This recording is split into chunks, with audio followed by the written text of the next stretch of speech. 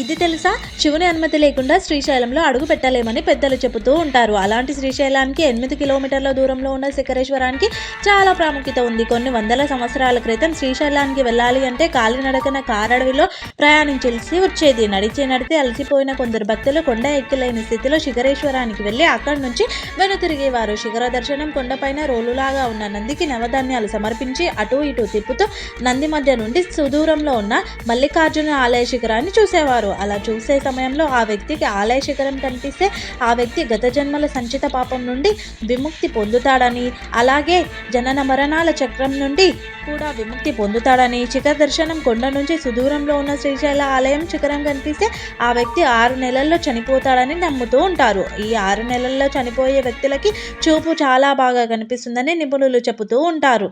అందరూ చెప్పండి హర హర మహాదేవ్ శంభో శంకర.